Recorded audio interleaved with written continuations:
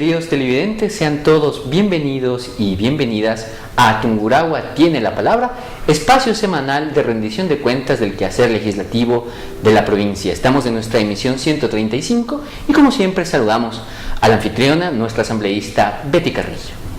¿Cómo estás, Pablo César? A todos los tungurahuenses, un abrazo muy fuerte desde esta rendición de cuentas en donde podemos informarles a todos ustedes cuáles son los avances del quehacer legislativo y por supuesto también cuáles son los avances para el país. Importantes novedades en el proceso de legislar y en las competencias de fiscalizar para esta semana.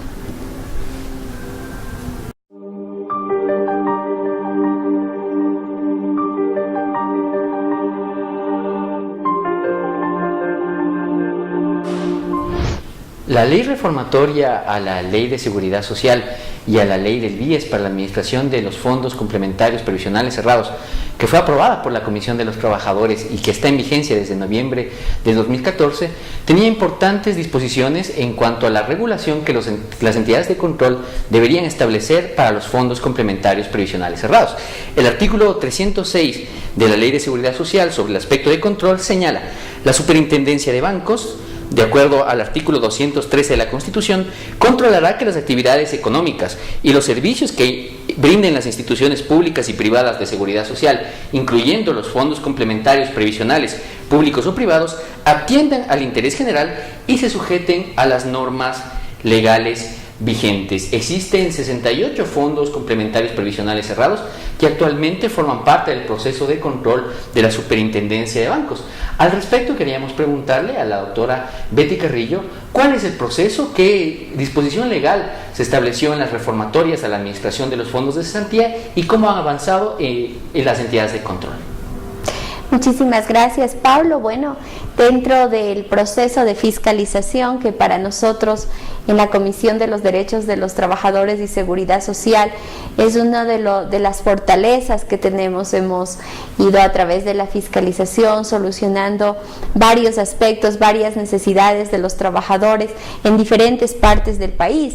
Pero no solo eso, sino que consideramos que la fiscalización debe estar presente también para vigilar el cumplimiento de las leyes. Y dentro de esto, precisamente, se dieron reformas a la ley del Instituto Ecuatoriano de Seguridad Social y del BIES con respecto a la administración y cómo se iban a llevar adelante los fondos previsionales cerrados.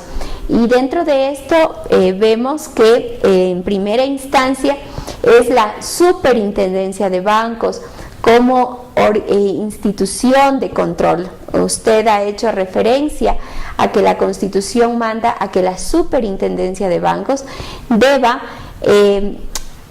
hacer una intervención para vigilar cómo están estos fondos. Entonces, ese era el primer paso. Adicionalmente, nosotros dentro de la ley pues pusimos de que la Superintendencia contratará auditorías externas para vigilar esos 68 fondos que se encuentran inscritos. Se han contratado de acuerdo a la información entregada por el superintendente de bancos, quien compareció ante la Comisión de los Trabajadores y Seguridad Social. Se han dado estas auditorías, la fecha tope que nos han indicado para que terminen estas auditorías es el 30 de junio. Dentro de estos, la superintendencia debe elaborar un cronograma de traspaso y posteriormente este cronograma de traspaso debe ser aprobado por la Junta Financiera y lógicamente luego de eso se empezará los traspasos correspondientes. Este proceso ya ha empezado. Se está cumpliendo con los plazos estipulados y por supuesto esto nos da la evidencia de que existe por parte de las autoridades, en este caso de control, como es el superintendente, el cumplimiento en la ley.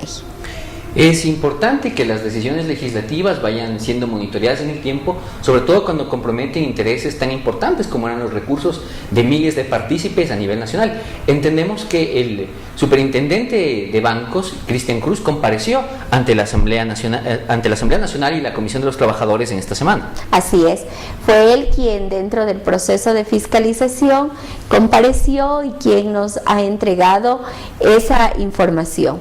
68 fondos previsionales que han sido administrados de manera, en unos casos, pues adecuada, en otros casos no muy adecuada, pero el informe final se lo dará a conocer en el momento en que, adicionalmente de esta intervención que realice la institución de control, que es la superintendencia, se puede también ir uniendo con la información de las auditorías externas. Doctora, y en este sentido, ¿la comparecencia del superintendente de bancos obedece a un plazo determinado en la ley, al proceso normal de seguimiento que suele hacer la comisión cuando alguna entidad de control tiene una responsabilidad legalmente determinada? Por supuesto que sí. El Código Orgánico Monetario determina dentro de su normativa que la entidad de control, Superintendencia de Bancos, tendrá 180 días desde que se promulgó la ley, esto es desde el mes de noviembre del 2014, para iniciar los procesos de auditoría y poder determinar si existen o no las condiciones para que un fondo pase a ser administrado, en este caso, por el Banco del Instituto Ecuatoriano de Seguridad Social. La ley lo determina, 180 días, nosotros es por eso que le pedimos la comparecencia al superintendente, por estar dentro del plazo establecido por la ley y porque la fiscalización se convierte en un mecanismo de vigilancia. Una vez que han transcurrido estos 180 días, es importante también recordar que uno de los criterios de aprobación de la ley que reformaba la Ley de Seguridad Social y a la Ley del BIES para la administración de los fondos era respetar la voluntad de los partícipes de afiliarse o no. Doctora, ya ha transcurrido un tiempo desde la puesta en vigencia de la ley. ¿Cuáles son las condiciones que debían mantener los fondos para conservar la administración privada, si es que ese era el deseo de los partícipes? Bueno, primero que nada, determinar de que la única condición para que los fondos pasen a ser administrados por el BIES es que hayan recibido recursos económicos de parte del Estado. ¿Por qué esto? Porque, a ver, nosotros tenemos apenas, y es apenas 68 fondos que aparentemente han recibido recursos del Estado, ¿no? Puede ser que en el momento de su nacimiento o en el transcurso en que fueron creados. Esa es la única condicionante. Es decir, aquellos fondos privados que no han recibido financiamiento del Estado siguen manteniéndose como privados. Sin embargo, y contestando su pregunta, pues lógicamente también existen condiciones mediante las cuales aquellos fondos que aún habiendo recibido recursos del Estado quieran permanecer bajo una independencia o bajo su misma administración, pues lo pueden hacer, y para esto existen algunas condiciones. Una de ellas es el hecho de tener la voluntad por escrito de más del 50% de quienes están participando, se llaman partícipes, de los beneficiarios, de las personas que aportan. Otra de las condiciones es el hecho de que puedan, el fondo esté en la capacidad de devolver los recursos económicos a los partícipes. Quienes administran devuelvan, estén y demuestren esa capacidad económica. Y también el otro requisito finalmente es el hecho de que puedan también devolverle al Estado el aporte que el Estado realizó. Entonces, si es que se generan estas condiciones y además si es que se puede demostrar de que esos aportes fueron voluntarios, de que no existió coerción alguna, pues inmediatamente ellos pueden seguir siendo administrados de manera independiente y no por la administración del BIES.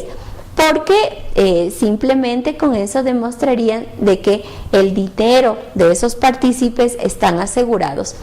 Pero mientras exista la condición de que recibieron fondos del Estado, pues por supuesto el Estado es quien debe garantizar esa administración, no por una situación de necesidad del Estado, sino porque al haberse invertido recursos económicos de todo el país, el Estado tiene que vigilar que esos recursos estén bien administrados. Y las auditorías son las que determinarían ese criterio, además de que haya habido una administración clara y transparente. Así es. Así es. Nosotros creemos que siempre debe haber la posibilidad de que exista transparencia en el manejo, y sobre todo nosotros en todas y cada una de las leyes siempre vamos a mantener ese poder ciudadano, el poder de decisión que tienen todos los ecuatorianos para determinar cuál es el futuro que consideren debe regir mucho más cuando se trata de sus recursos económicos. En este segmento es necesario abordar un tema sin duda muy importante dentro de lo que es la administración de los fondos complementarios previsionales cerrados, y que es los partícipes que forman parte del Fondo de Cesantía del Magisterio Ecuatoriano. El tema tiene relevancia porque los 68 fondos que existen concentran alrededor de 229.000 partícipes. De entre ellos, 121.533 forman parte del Fondo de Cesantía del Magisterio, lo cual equivale a más del 50% del total de partícipes. Es el fondo más grande entre aquellos que están ahora siendo sujetos de control por parte de la Superintendencia de Bancos, con una estructura financiera que concentra 405 millones de dólares. La comparecencia de Cristian Cruz a nombre de la entidad de control reveló importantes datos acerca de la administración de este fondo. El primero de ellos tiene que ver con el proyecto hidroeléctrico Sabanilla y la manera en la que la administración del Fondo del Magisterio Ecuatoriano está involucrado con él. Al respecto, queremos presentarles un video que fue expuesto ante el Pleno de la Comisión de los Trabajadores. De esta comisión, que se refiere al proyecto Sabanilla. Eso se encuentra en etapa de integración por parte de la Fiscalía, y ellos son los que avanzan dentro del proceso de investigación. En lo que se refiere a los proyectos de construcción, como nosotros le habíamos dicho, hemos recetado ya 32 denuncias, y lo que estamos haciendo es justamente consolidando de los demás proyectos, tratando de inicialmente cuantificar cuál es el monto que el fondo ha tenido que erogar hasta el momento por el tema de gastos, y poder identificar en su totalidad cuánto ha sido la afectación al patrimonio del Fondo de Cesantía del Magisterio Ecuatoriano. Una vez que nosotros lo tengamos, pondremos el conocimiento en función de Fiscalía, como ya lo hemos hecho en el caso anterior.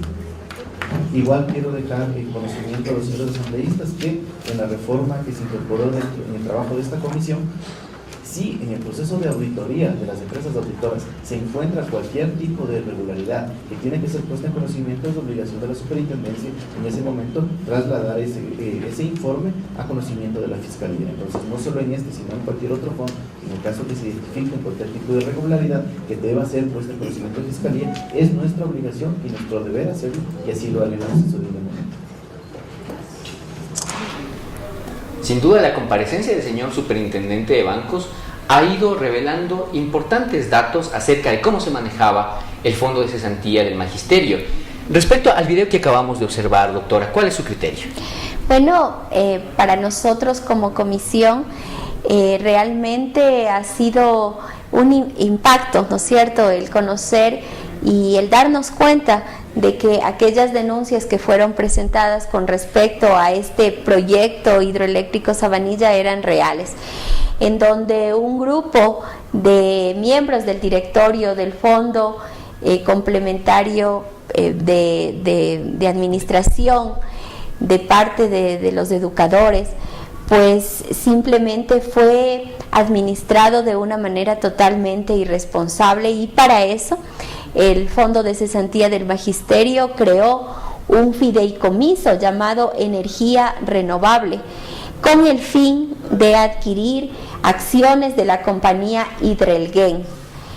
Para unir esto, pues simplemente se pusieron y se puso a nombre de personas que administraban y que tenían íntima relación con Juan José Casteló, y es su hermano de nombre Francisco Casteló León, quien otorgó créditos especiales y a quien con estos fondos que eran administrados por este fideicomiso manejado por el hermano de Juan José Casteló, se le entregó la suma de $568,000. $568,000 que fueron entregados a las manos del hermano de Juan José Casteló. Y ese dinero provenía del Fondo de Cesantía del Magisterio y por ende de los partícipes. Por supuesto. Ese dinero que con tanto sacrificio los maestros y maestras de nuestro país entregaban al Fondo de Cesantía del Magisterio fueron en $568,000 entregados a Francisco Casteló León, hermano de Juan José Casteló. Entonces, realmente para nosotros sí causa indignación.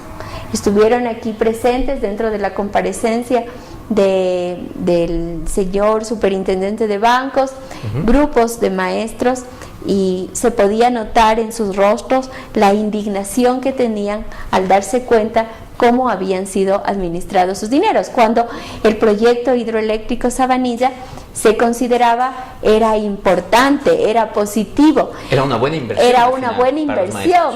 Y cuando compareció en la comisión Juan José Casteló, decía que simplemente eso es una prueba de eficiencia en el manejo de los recursos. Ahora nosotros vemos de que fue eficiencia, por supuesto, pero para enriquecerse o enriquecerle al hermano de Juan José Casteló.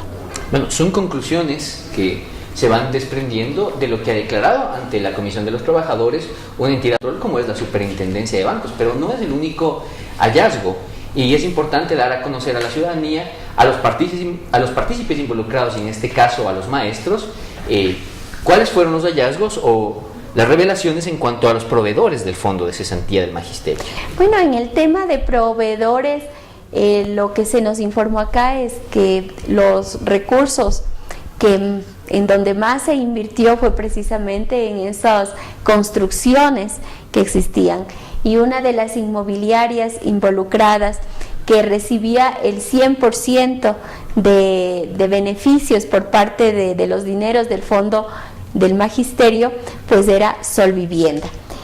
Solvivienda se le había entregado $4.400 millones, y al resto de inmobiliarias $969,000, ¿no? O sea, realmente ahí tú puedes entender por qué es que existía tanta disputa y por qué existía tanta oposición por parte de quienes estaban administrando el Fondo de Cesantía del Magisterio. Porque lo grave aquí es que, de acuerdo a la información entregada, quienes estaban administrando, quienes administran Solvivienda, estuvieron afiliados al Movimiento Popular Democrático. Imagínate, o sea, las personas que administraban el proyecto Solvivienda, que era el que construía las casas de los maestros y maestras en nuestro país, estaban afiliados al Movimiento Popular Democrático. Y por otro lado, cuando una casa tenía fallas, cuando una casa no gozaba de las expectativas, incluso presentaron dentro de la comisión un video en donde las personas se quejaban porque nunca ni siquiera pudieron ir a vivir allá. Se caía el techo, existía problemas en cuanto al agua, en cuanto a la luz, etcétera. No era ni siquiera reconocido por quienes construían la casa como era Solvivienda, sino que se tenía que arreglar las casas con los mismos recursos del Fondo de Cesantía del Magisterio. Porque existía una vinculación en cuanto a quienes eran los principales proveedores de los proyectos inmobiliarios, ¿verdad? Así es, porque existía una vinculación directa. Y no solamente es en construcciones, también existen otros gastos, como por ejemplo en cuanto a viajes. Una gran cantidad de viajes y compañías, empresas que se crearon exclusivamente para manejar los fondos de cesantía del magisterio. Se construían realmente compañías personas naturales o jurídicas pues manejaban estos fondos del magisterio de manera exclusiva. Hasta una funeraria se nos explicaba de una persona natural, de un señor Terán, por más de $400,000, solamente en el año 2014, más de $400,000 ingresaron ahí para dar atención a los maestros. O sea, ni siquiera el dueño de la funeraria pudo atender a un familiar suyo, o sea, exclusivamente para el fondo de cesantía del magisterio. Entonces, eso revela cómo era manejado este fondo y cómo este fondo era desviado a personas naturales o jurídicas, la plata de los maestros. Cabe decir, para que la ciudadanía lo conozca, que un fondo complementario previsional cerrado puede tener un protocolo diversificado, un portafolio, diversificado de inversiones, y que necesita también de algunas empresas que estén vinculadas al fondo para la prestación de determinados servicios. En este caso, doctora, también los servicios de aseguradoras que intervienen en el fondo. Al respecto, en lo que refiere a la contratación de seguros precisamente, ¿qué es lo que la Superintendencia de Bancos informó ante la Comisión? Bueno, nos informaron que el Fondo de Cesantía del Magisterio mantiene contratos por la aseguradora Generali por 12 años consecutivos.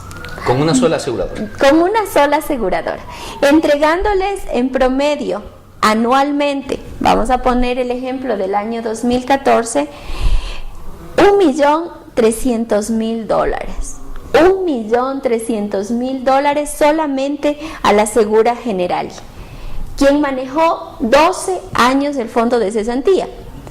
Y para conocimiento de todos ustedes, maestros y maestras de Tungurahua y de mi país, quien era la persona que administraba, que formaba parte del equipo técnico de esta aseguradora, es nada más ni nada menos que la esposa de Juan José Casteló. Entonces, el negocio era redondo.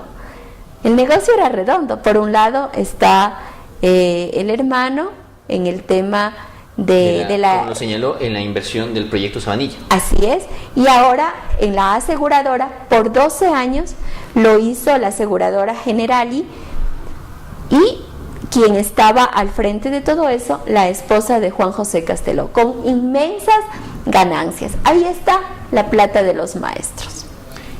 El Fondo de Cesantía del Magisterio Ecuatoriano, al ser uno de los más grandes, tenía un aparato comunicacional bastante fuerte, que fue utilizado también para desvirtuar en su momento la aprobación del proyecto de ley que precisamente comprometía algunos de los intereses del fondo.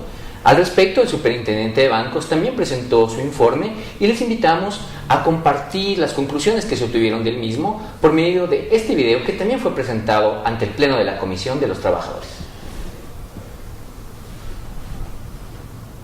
En lo que se refiere a los gastos de publicidad, refrigerio y personal, vamos a ver un cuadro. Hemos tratado de simplificar al máximo la presentación del día de hoy para hacerlo más resumido posible.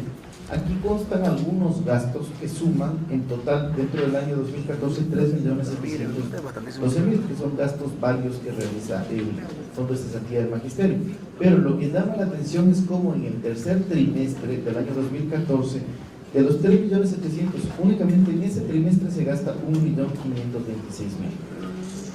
¿Qué son los gastos que van creciendo a lo largo de ese trimestre? Podemos ver cómo los refrigerios llegaron a $198.000, los gastos en anuncios y publicaciones $286.000, pasajes y gestión $118.000, honorarios profesionales subió a $443.000. ¿Qué es lo que esto evidencia? ¿Qué es lo que sucedió en el tercer trimestre del 2014? En el tercer trimestre del 2014 entró en debate ya el Código Orgánico Monetario y Financiero, donde se empezó a hablar de un posible traspaso de los fondos previsionales cerrados a que sean administrados por el BIES. Dentro de cuando empezó este periodo de análisis de la posibilidad del traspaso, el fondo empezó a hacer diferentes reuniones a nivel nacional, empezó a contratar pautaje en diferentes medios de comunicación, empezó a hacer mucho material publicitario, de tal manera de posicionar al Fondo del Magisterio como tal y buscar impedir que por un lado se apruebe el proyecto de ley y por otro el fondo de cesantía del magisterio ecuatoriano pase a ser administrado por parte del Banco del Instituto Ecuatoriano de Seguridad Social. Por eso es que el gasto es atípico en el tercer trimestre en lo que se refiere a este tipo de rubros. Los datos entregados por la superintendencia, como acabamos de ver, son al tiempo reveladores, elocuentes y en cierta manera también contundentes, doctora. Respecto a este punto, ¿qué es lo que usted tiene que añadir o acotar? Bueno, recordemos que primero el proyecto hidroeléctrico estuvo entregado al hermano, ¿no? Ese gran proyecto innovador, el hermano. Luego, quien manejaba la aseguradora era la esposa de Juan José Casteló. Y resulta que ahora que también en este ámbito de cómo se manejaban los fondos, a más de lo que escuchamos, dijo el superintendente, que en el tercer trimestre de este año, cuando ya se estaba haciendo la ley, cuando ya se estaba trabajando, se hizo los mayores gastos en cuanto a refrigerios, pasajes, viáticos, hospedajes, movilizaciones, vigilancia, limpieza, ¿no es cierto? Se hicieron gastos terribles por parte de quienes administraban el fondo. También es importante comunicarle a la ciudadanía que quien manejaba todo lo que es comunicación, que quien manejaba todo lo que es publicidad, que quien manejaba todo lo que es información a nivel nacional, pues era la hija de Juan José Casteló, con un sueldo por supuesto, pero adicionalmente con todo lo que implica el que tú tengas la posibilidad de esa gestión por publicidad. O sea, es una situación que a nosotros como comisión nos da la garantía de que hicimos bien las cosas, de que no era posible que se siga utilizando el dinero de los maestros y maestras de nuestro país para una organización política o para una familia determinada. Creo que con estos datos, con esta investigación que se ha realizado por parte de la superintendencia, que como se pudo determinar ante la comisión, está debidamente fundamentada con pruebas, porque para determinar cuáles han sido los gastos, pues lógicamente quien entregó las facturas eran o fue precisamente las mismas personas que están administrando el fondo de cesantía actualmente. Entonces, no es invento. La información a la cual se ha llegado y que se dio a conocer en la comisión es parte de un proceso de investigación interno. El 30 de junio anunció como tope máximo el superintendente de banco, se tendrá los resultados de esas auditorías externas. ¿Hacia todos los fondos o una profundización de estos criterios que se han revelado? No, hacia todos los fondos, hacia todos los fondos. No existe ninguna diferencia entre el tratamiento que se le ha dado al fondo del magisterio con los otros fondos. A todos se les ha dado el mismo tratamiento. La diferencia está en que más del 50% de los partícipes de todos los 68 fondos están en el magisterio.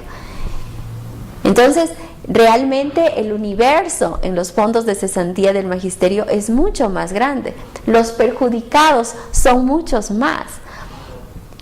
Y yo recuerdo que existió y todavía creo se da en algunas escuelas, en algunas instituciones educativas en la provincia del Tungurahua, que les pedían que las personas firmen, que los maestros firmen para seguir siendo ellos quien administren, porque ahora, si bien es cierto, por disposición de la Superintendencia de Bancos se cambió la administración, ya no administra Juan José Casteló como presidente, pero sigue trabajando ahí, sigue siendo parte de la toma de decisiones dentro del fondo de cesantía del magisterio.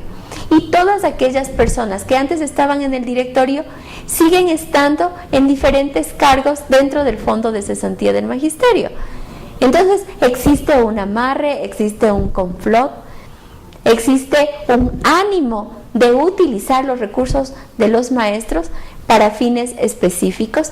Y ahora espero que cuando tengamos la auditoría, todos los maestros y maestras de la provincia de Tungurahua y del país entero se den cuenta de que no era falso lo que nosotros anunciábamos, y todas aquellas denuncias que fueron presentadas ante la comisión sobre los manejos inadecuados que tuvo el Fondo de Cesantía del Magisterio. Cabe decir, sin embargo, que este resultado no se obtiene en base a las denuncias presentadas, sino es posterior al proceso de control que ha efectuado la Superintendencia de Bancos. En este espacio estamos reseñando y dando a conocer a la ciudadanía cuál fue esa gestión. Sin embargo, es preciso señalar que una vez que se han ido produciendo estos hallazgos, sin duda tal vez la investigación sobre los otros fondos dará resultados similares. ¿Cuáles serán las acciones que tomará la Comisión de los Derechos de los Trabajadores frente a esta información que remiten las entidades de control? Bueno, dentro del proceso que estipula la ley, está el hecho de que en base de esta información, si es que incluso se llega a encontrar que existe dolo, que existe faltantes, que existe responsabilidad, se puede iniciar procesos de tipo administrativo, e incluso quienes estaban administrando estos fondos deben garantizar esos dineros con sus patrimonios. Entonces, esa es una alternativa.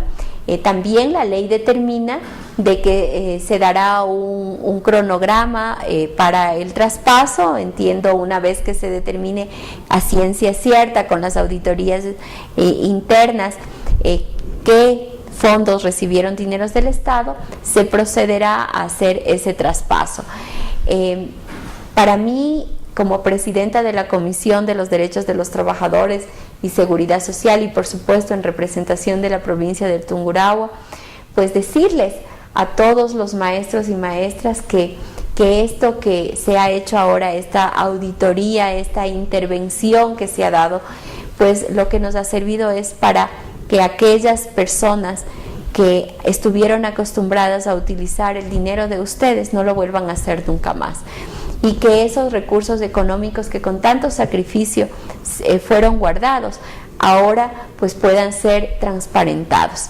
Nosotros dentro de la comisión pues le pedimos al superintendente de bancos que se tomen todas las acciones que desde esa instancia de control se deben tomar a fin de precautelar los dineros de todos esos 121,000 partícipes que forman parte del Fondo de Cesantía del Magisterio.